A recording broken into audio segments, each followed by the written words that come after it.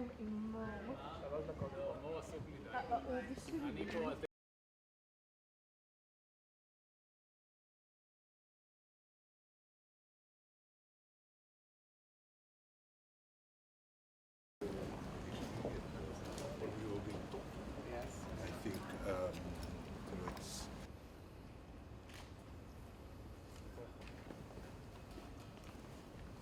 So, you know your ambassador is really well. Yes,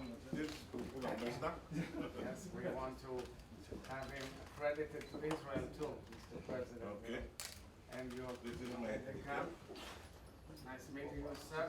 Did you also serve in Lebanon or in the UN forces? Andov, yes, sure.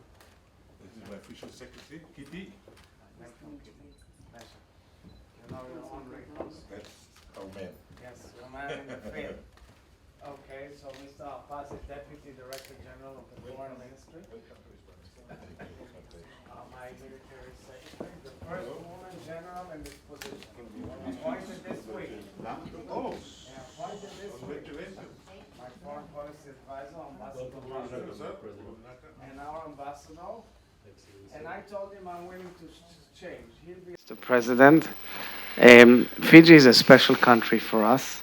First of all, for me personally, my late father, Chaim Herzog, who was the 6th president of Israel, visited your country in 1985 in a historic state visit. It was the first of its kind throughout the Pacific, and it will be my dream come true to realize another step to follow in his footsteps and be able to see you.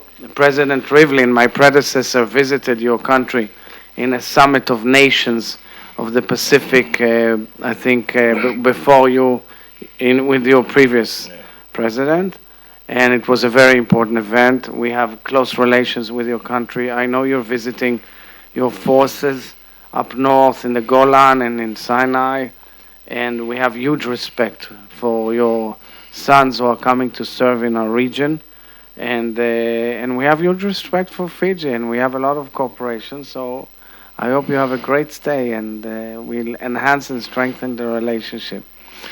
thank you, Excellency. First of all, I bring warm greetings from the people of Fiji and the government to the people of the nation of Israel.